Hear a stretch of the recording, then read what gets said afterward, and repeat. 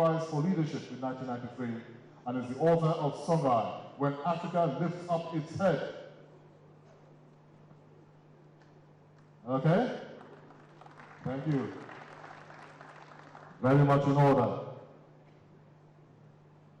I also have here with us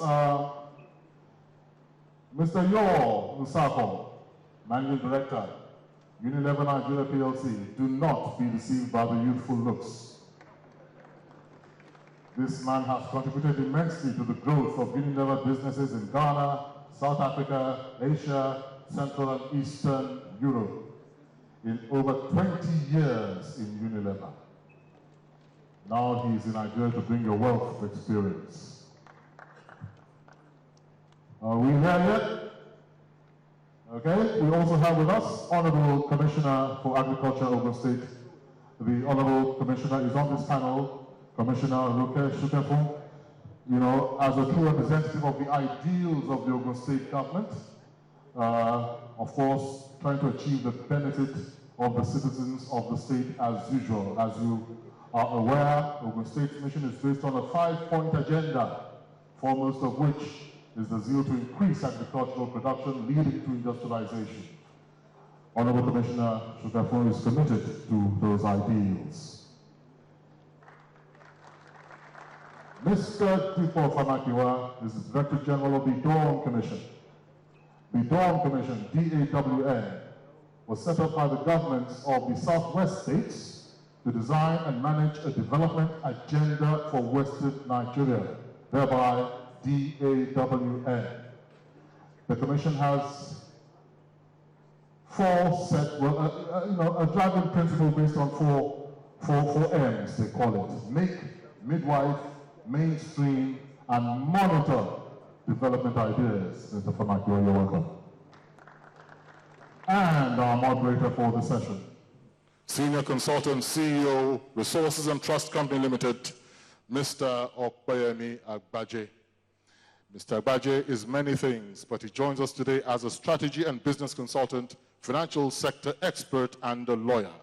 Former head, Department of Strategy, Entrepreneurship, Business Environment at the Lagos Business School. He also writes a weekly column, Economy, Polity, Society, in Business Day. With all due respect, may I hand you over to your moderator. Thank you very much, MC, Your Excellency, the Governor and the First Lady, our guests, Mr. and Mrs. Fox, Mr. Anton Rupp, all protocols observed. You're welcome to this second plenary focused on strengthening the agro-based industry and attracting world-class players. Implicit in that topic are two sets of distinct but related objectives. We want to strengthen the agro-based sector in Ogun State, but we also recognize that to do that, or if we do that, or as we do that, we must also attract world-class players who can bring in the capital, who can bring in the know-how, and the experience to help us transform agriculture in our state and create wealth for our people. The recent GDP figures we've seen tell us that agriculture is now 22% of our GDP, and manufacturing has come up to around 8%. So if you combine agriculture and manufacturing, you have 30% of Nigeria's agro-manufacturing sector, which is significant, even though the agricultural contribution has reduced, but probably reflecting reality. The governor's remarks at the beginning of today and the documentary we saw and all we've heard tell us the critical role that agriculture plays in the objectives of this administration.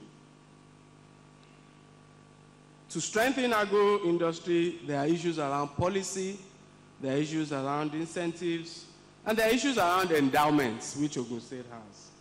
Of course, to attract world-class industry, there are issues of policy and incentives as well, but it also centers around the investment climate that we create in Ogun State and how aligned our policies, our incentives, and our investment climate is with the private sector, which are those we are trying to attract.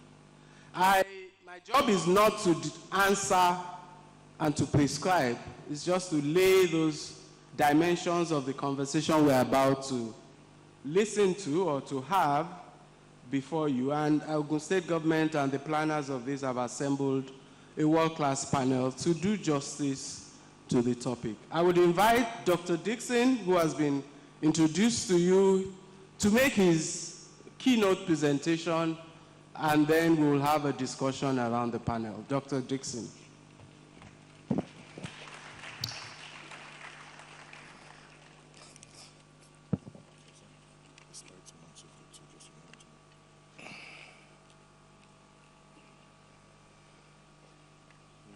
Okay, thank you very much, Mr. Moderator. Distinguished ladies and gentlemen, all protocols observed. I'll be going through with you some of the things we can do to strengthen the agro-based industry and attracting world-class players into the crop commodity sector.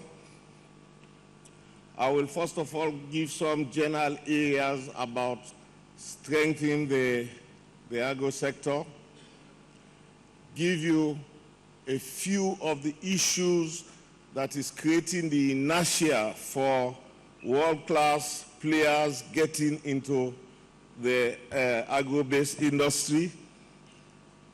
Then I will also go further to say some of the things that we must do to attract the world-class players into the sector, the agro-based industry.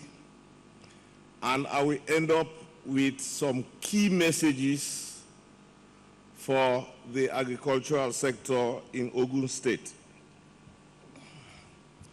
But first of all, many of you may not know where IIT is. IIT is in Ibadan, and I'm based there. It was established since 1967, and we've been working with Nigeria and many other countries in sub-Saharan Africa to help the small-scale farmers, to uplift them, to provide them with food security, income, and also job creation. But we also have substations in several of the other countries.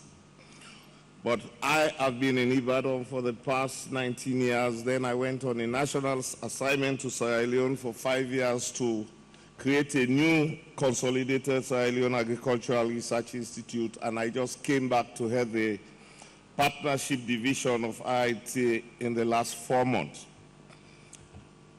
I want to stress here that the path the government of Ogun State is taking is a welcome one when they came up with the 5 cardinal programs.